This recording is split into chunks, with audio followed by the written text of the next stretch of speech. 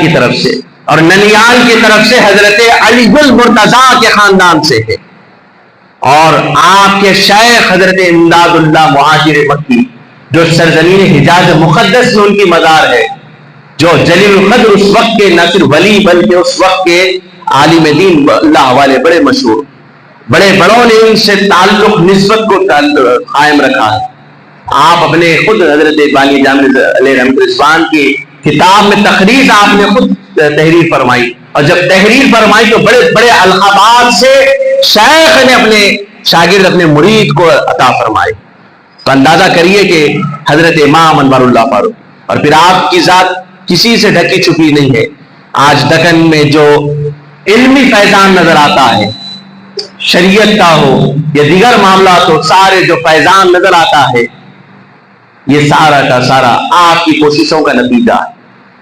حضرت امام انوار اللہ فاروق علیہ رحمۃ رضوان، آج ہزاروں لاکھوں کروڑوں علماء و حفاظ آپ ہی کے جامعہ سے فارغ ہو کر دنیا میں علم کی روشنی پھیلا رہے ہیں۔ تو آپ نے اپنی کتاب میں اس بات کو لکھا، فرماتے ہیں کہ حضرت آدم نے وصیت کی، اور آگے کہا کہ میری جو توبہ قبول ہوئی ہے اللہ تبارک و تعالیٰ نے حضور پاک علیہ الصلوۃ والسلام کے وسیلے سے کی۔ اسی لیے اللہ نے قرآن پاک میں فرما دیا، ہم نے آدم کو تلقین کی، تلقین کی الفاظ ہیں۔ اب کوئی دعویٰ یہ نہیں کر سکتا کہ یہ تلقین کیا تھی، یعنی کوئی اپنی منمانی بات نہیں پیش کر سکتا، مفسرین کی بات پیش کرنی ہوگی۔ تو مفسرین کیا کہتے ہیں؟ وہ کہتے ہیں کہ یہاں جو تلقین کی گئی وہ حضور پاک علیہ الصلوۃ والسلام کے وسیلہ لینے کی بات۔ آپ نے جب 300 سال گزر چکے، اب چہرہ آپ کا آسمان ہی کی جانب اٹھاتا، زار و قطار آپ کے رو رہے تھے، آنکھ سے آنسو بہ رہے تھے، اپنی غلطی پر اپنی خطا پر نادم ہو چکے تھے، تو اللہ تبارک و تعالیٰ کی بارگاہ میں پھر آپ نے جب عرض کیا کہ یا اللہ مجھے تیرے نبی آخر الزماں محمد عربی کے وسیلے سے میری اس خطا کو معاف فرما، تو اللہ تبارک و تعالیٰ نے معاف فرمائی اور پوچھا اے آدم یہ تمہیں نام کیسے پتا چلا؟ چونکہ اب ربیع الاول کا مہینہ اس کے بعد والے مہینے نہیں، تو اب اگر ہم تسلسل اس پر سنیں تو کافی باتیں، چونکہ حضور پاک علیہ الصلوۃ والسلام کی ولادت عام طور پر نہیں ہو گئی۔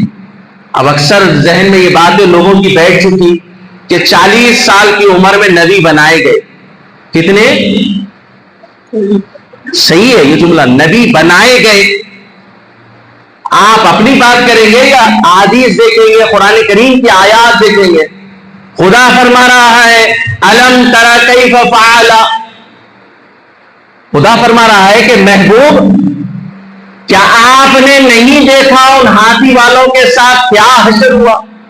الم ترا، کیا آپ نے نہیں دیکھا؟ سیرت کی پوری کتب اٹھا لیجئے، حضور کی ولادت نہیں ہوئی تھی، یہ واقعہ جو ہاتھی کا پیش آیا وہ کب کا ہے؟ 55 دن پہلے کا ہے، 55 ڈیز پہلے کا۔ حضور کی ولادت ہوئی نہیں، ابھی بی بی آمنہ رضی اللہ تعالی عنہا کے شکم میں ہے، بطن اثر میں ہے بی بی آمنہ کے، اور وہ اللہ فرما رہا ہے۔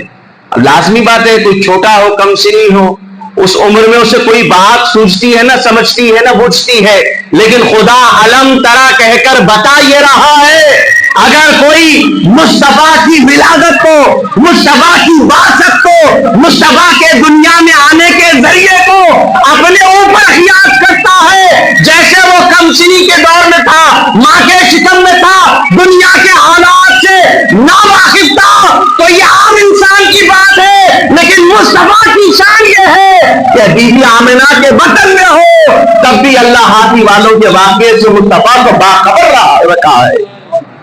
یہ حضور کی شان ہے۔ اب اگر کوئی بات نہیں سمجھ میں آ رہی، حضور کی ولادت کے بعد سمجھ رہا ہے کہ ہم جیسے پیدا ہوئے، نعوذ باللہ، معاذ اللہ، اللہ ہم کو محفوظ فرمائے، تو یاد رکھ لو تم خدا کی مرضی کے خلاف بات کر رہے ہو، اس لیے کہ خدا تعالیٰ کا ارشاد ہے کہ ہم نے مصطفیٰ کے نور پاک کو پاک پشتوں سے پاک رحموں میں داخل فرمایا ہے۔ حاضر اکرام، ہماری دنیا میں آنے کا ذریعہ ناپاکی کے ذریعے ہوا ہے، مصطفیٰ آئے ہیں تو پاکی کے ذریعے آئے ہیں۔ اسی لیے آپ کا نام نامی کیا ہے؟ رسول پاک کہا جاتا ہے، حضور پاک کہا جاتا ہے، اس لیے کہ آپ خود بھی پاک ہے اور دوسروں کو بھی پاک کرتے ہیں۔ اس لیے اللہ نے کیا فرمایا، جا بجا آیت موجود ہے، وَيُزَكِّيهِمْ فرمایا پانی کیا کرتا ہے، پاک کرتا ہے۔ کیسے پاک کرتا ہے؟ تاکہ غسل ہو جائے، وضو ہو جائے، تم خدا کے حضور ٹھہرنے کے لائق ہو جاؤ۔ اور مصطفیٰ کی شان یہ ہے کہ اندر کی باطن کی صفائی حضور کی شان کی وجہ سے ہو جایا کرتی ہے۔ حضور کسی پہ نظر رحمت پڑ جائے تو اس کا دل پاک ہو جاتا ہے، یہ حضور کی نظروں کا کمال ہے۔ حاضرین اکرام، پانی کا کام یہ ہے کہ کچھ دیر کے لیے پاک کر دے۔ مصطفیٰ کی شان یہ ہے کہ یہ پاک و صاف ایسے کر دیتے ہیں مرتے دم تک پاک رہ جاتے ہیں۔ اور یہ محبت جو دلوں میں آتی ہے نا، یہ محبت کا تقاضا بھی تو یہی ہے۔ اسی لیے اللہ نے قاعدہ رکھا ہے، جب ولیوں کی محبت کسی کو ملتی ہے، ولیوں سے محبت، اللہ والوں کی محبت، ان کا مقام کیا ہے؟ نبوت کا 40واں درجہ ہے ولایت، غیر نبی کی بات۔ تو اب اندازہ کرو کہ آپ ایک ولی کی محبت جب اللہ کسی کو عطا کرتا ہے تو وہ محبت کا تقاضا یہ ہے، چاہے وہ غوث اعظم ہو، وہ خواجہ اعظم سلطان الہند غریب نواز ہو، یا قطب الدین ہو، فرید الدین ہو، نظام الدین ہو، علاء الدین ہو، نصیر الدین ہو، حضرت بندہ نواز گیسو دراز ہو، یا سید شرف الدین رحمت اللہ علیہ ہو، حاضرین کرام، یا یوسفین شریفین کی ذات ہو، اگر بندہ ان سے محبت کرتا ہے، دنیا سمجھ رہی ہے کہ یہ دنیا پاگل ہے، جو لوگ ان کے در پر جا رہی ہے، یہ جا نہیں رہے ہیں، خدا بھجا رہا ہے۔ آپ بولیں گے کیسے بھجا رہا ہے؟ جانے والا تو خود اپنی گاڑی پہ جا رہا ہے، اپنی مرضی سے جا رہا ہے۔ میں کہہ دوں کہ سب ان کی مرضی کے پیچھے اللہ نے ان کے دلوں میں محبت رکھی ہے۔ اور خدا کیا کہتا ہے؟ حدیث قدسی ہے، فرمایا اللہ تبارک و تعالیٰ فرماتا ہے، حضور فرماتے ہیں، اللہ فرماتا ہے کہ جب اللہ تبارک و تعالیٰ کسی بندے سے محبت کرتا ہے تو فرمایا اس کے دل میں اولیاء کی محبت کو ڈالتا ہے۔ اور ایک جگہ فرمایا کہ جب کسی بندے سے اللہ محبت کرتا ہے تو آسمان میں نگاہ ہوتی ہے، اس سے پہلے جبرائیل کو بلاتے، جبرائیل آؤ۔ اللہ فرماتا ہے جبرائیل فلاں بندے سے میں محبت کرتا ہوں، تم بھی اس سے محبت کرو۔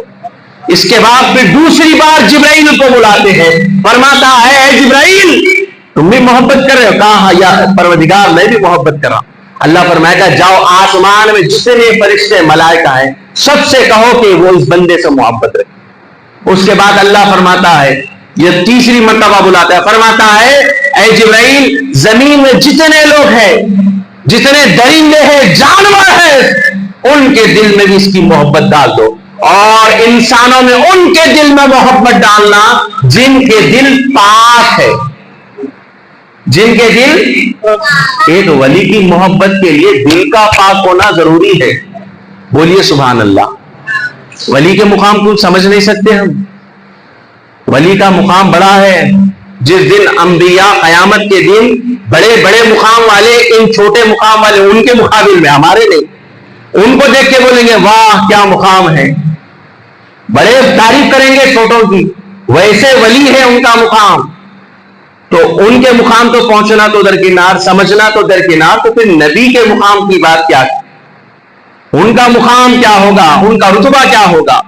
تو ضرورت ہے کہ ہم سب سے پہلی چیز اولین، اسی لیے حضور نے فرمایا نا کہ اپنی اولاد کو 3 باتوں کی تعلیم دو، اور ان 3 باتوں کی سب سے اگر ہم زندگی کے گزارنے کے جو ہمارے اصول ہیں، جو ضوابط ہیں، جیسا کہ عام طور پہ بعض گھروں میں ہوتا، فجر کی نماز سے ابتدا ہوتی، کسی گھر میں صبح 7 بجے اٹھتے، کسی جگہ 8، کسی 9، کسی کے پاس 10، کوئی تو دوپہر میں اٹھتا، ظہر میں 2 نمازیں قضا ہو جاتی۔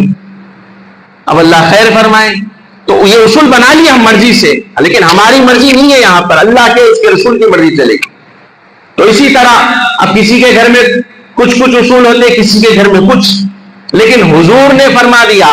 اب بعض گھروں کے مسائل یہ ہے کہ بچہ دین کی تعلیم کے لیے جائے نہ جائے کوئی مسئلہ نہیں، وہ دنیا میں مشغول رہے، دنیا میں صبح اٹھے تو دنیا، سو جائے تو دنیا، یہ ہماری مرضی پہ چل رہا ہے، لیکن اللہ کے رسول کا حکم کیا ہے؟ حکم ہے یہ، فرمایا ادبوا اولادکم، اپنی اولاد کو 3 باتوں کی بات سکھاؤ، 3 باتوں کی تعلیم دو۔ فرمایا سب سے پہلے میری محبت۔ اب آپ ہم یہی چیز غور کریں، کیا ہم اپنی اولاد کو حضور کی محبت سکھائے ہیں یا نہیں؟ آپ نے اپنے بیٹوں کو ڈاکٹر بنا لیا، انجینئر بنا لیا، آپ نے اپنے اولاد کو، بچوں کو بڑے بڑے مقام عطا فرما کے کامیابی دے دی، بلڈنگ بن گئے، گھر بن گیا، تعمیرات ہو گئے، زمینات مل گئی، شہرت، عزتیں مل گئی، سب مل گیا، لیکن خدا کی قسم آپ نے اپنی اولاد کے دل میں مصطفیٰ کی محبت نہیں ڈالی تو یاد رکھ لو، یہ دنیا تو چند دنوں کی ہے، یہ دنیا تو فانی ہے، لیکن قیامت میں ہم اس کا نقصان اٹھانے والے ہیں۔ حاضر کرام، تو حضور نے کیا فرمایا؟ اولاد کو سکھاؤ، محبت ڈالو اپنے اولاد کے دل میں۔ وہ محبت کیسے ڈالنی ہے؟ حضور کی باتیں ان کو سکھائی جائے، حضور کی باتیں انہیں بتائی جائے۔ حاضر کرام، اپنی بات کو اختتام پر لا رہا ہوں، انشاءاللہ اللہ تبارک و تعالیٰ کے اذن سے اللہ چاہے تو انشاءاللہ آئندہ اسی تسلسل کو لے کر چلیں گے، چونکہ آنے والا اس کے بعد کا مہینہ ربیع الاول کا ہے، اور حضور پاک علیہ الصلوۃ والسلام کی شان تو یہ ہے میرے آقا کی کہ اگر سارے درخت خلم بنا دیے جائیں اور سارے سمندروں کے پانی کو اس کا ایک بنا دی جائے اور اس کے بعد حضور کی تعریف لکھ دی جائے تو بھی کم پڑ جانے والی۔ اب لوگوں کو بات سمجھ میں نہیں، بولیں گے کہ یہ تو شرک ہو گیا، اتنی تعریف کیسے؟ تو میں عرض کر دوں کہ جب بندے کا یہ حال ہے، بندے خاص کا یہ حال ہے، حضور پاک علیہ الصلوۃ والسلام کی یہ شان ہے، تو پھر جس نے مصطفیٰ کو بنایا اس کی شان کا عالم کیا ہوگا؟ حاضر کرام، اپنی آخری بات کہہ کر اپنی بات کو ختم کر دوں تو حضور پاک علیہ الصلوۃ والسلام کی محبت یہ عین ایمان ہے۔ حضور نے فرمایا 3 باتوں کی تعلیم دو۔ پہلی نمبر 1، اپنی اولاد کو میری محبت سکھاؤ، ان کے دلوں میں ڈال دو۔ دوسری فرمایا میری اہل بیت سے محبت۔ تیسری چیز فرمایا قرآن پاک۔ اب یہاں اہل بیت اور قرآن کا تعلق بڑا خاص ہے۔ حضور فرماتے ہیں میں تم میں 2 چیزیں چھوڑے جا رہا ہوں، ایک اہل بیت اور ایک قرآن۔ فرمایا آپ قرآن پڑھیں گے تو اصحاب رسول اللہ صلی اللہ علیہ وسلم کی روایتیں مل جاتی تفاسیر میں، اور ادھر اہل بیت بھی مل گئے، تو یہ ساری چیزیں ایک ساتھ ہو گئی۔ اب بعض لوگوں کا معاملہ یہ ہے کہ یہ اس حدیث کی بات آتی ہے تو اصحاب رسول اللہ کی باتیں پیش کرنی شروع کر دیتے، لیکن حضور نے جو فرمایا، جو صحیح حدیث ہے، فرماتے ہیں 2 چیزیں چھوڑیں۔ فرمایا ایک اہل بیت اور دوسرے قرآن شریف۔ فرمایا اور جو ان کو تھام لیتا وہ کبھی گمراہ نہ ہوگا۔ فرمایا اللہ تبارک و تعالیٰ نے اہل سنت الجماعت کو یہ خاص شان عطا فرمائی۔ آپ کسی کو دیکھیں کوئی قرآن پکڑا ہوا ہے صرف قرآن کی بات کرے گا، کسی کو دیکھے تو اہل بیت کی بات کرے گا، لیکن اہل سنت الجماعت وہ ہے جو قرآن اور اہل بیت دونوں کو لے پکڑی ہوئی، تھامی ہوئی ہے۔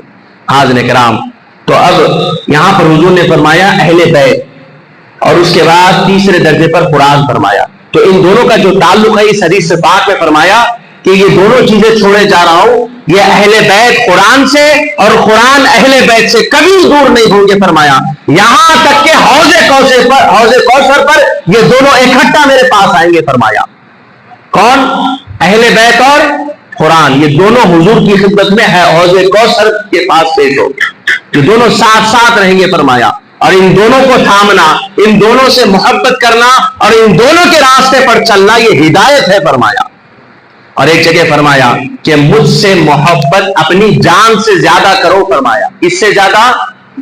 اپنی جان سے زیادہ۔ اور فرمایا میری اہل بیت سے محبت، میرے گھر والوں سے محبت اپنے گھر والوں سے زیادہ کرو۔ فرمایا یہ ایمان کا معیار ہے۔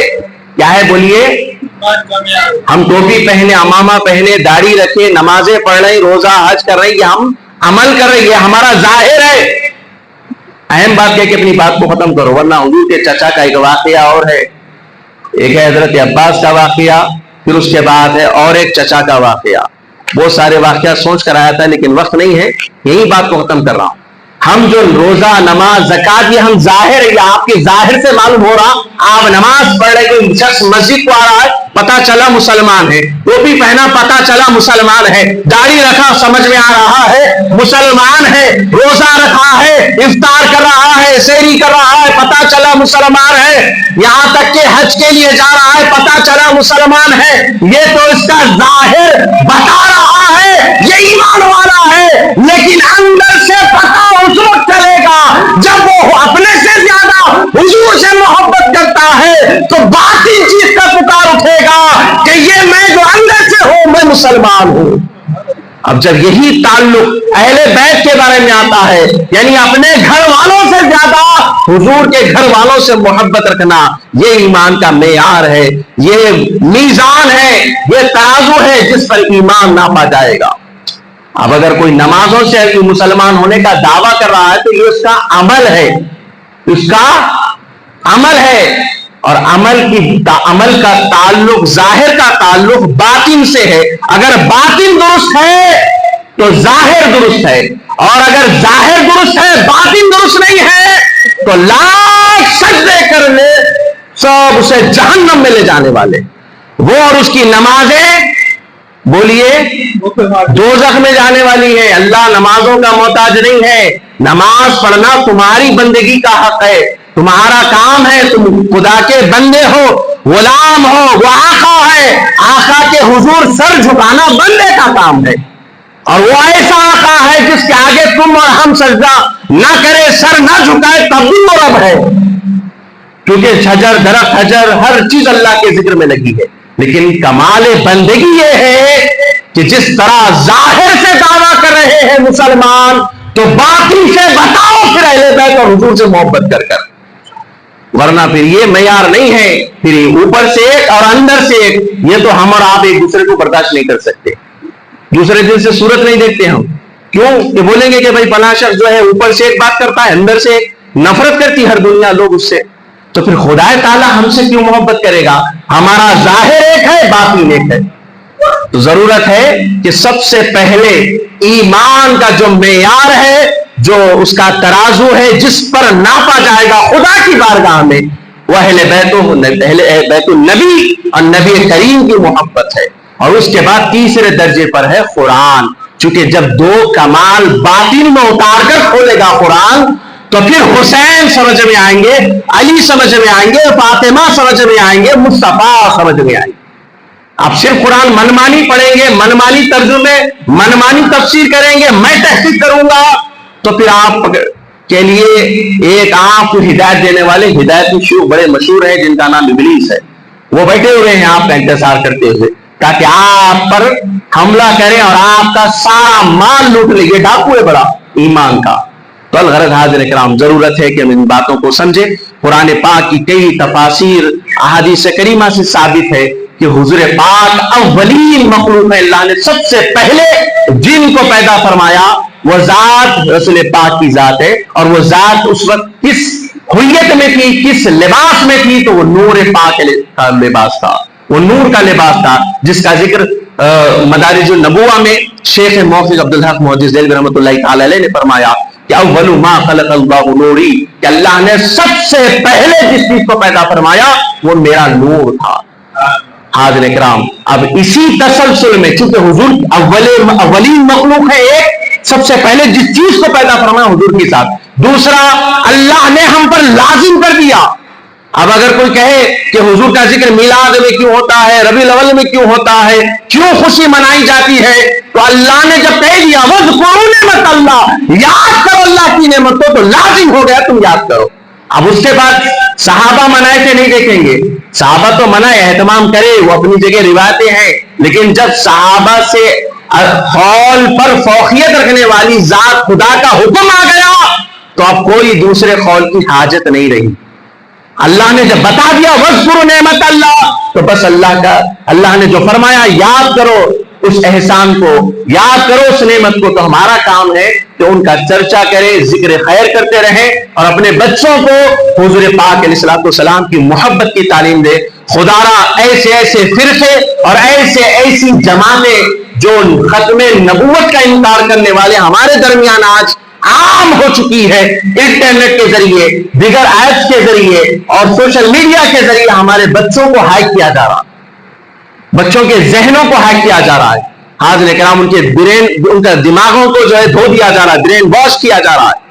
حاضرین کرام, ایسے کئی واقعات ہیں. ضرورت ہے کہ ہم اپنے بچوں کو, اپنی اولاد کو, اپنے اہل خانہ کو اللہ کے رسول پاک علیہ الصلوۃ والسلام کی محبت کی باتیں بتائیں, ان کے دلوں میں محبت بٹھائیں, تاکہ ہم انہیں کچھ دے یا نہ دیں لیکن ایمان کی تعلیم ان تک پہنچ جائے, ان کے دل گمراہ ہونے سے بچ جائیں. اللہ رب العزت سے دعا ہے جو کچھ کہا گیا سنا گیا کہنے سننے کے ساتھ ساتھ ہم تمام کو عمل کرنے کی توفیق عطا فرمائے. وما علینا الا البلاغ المبین.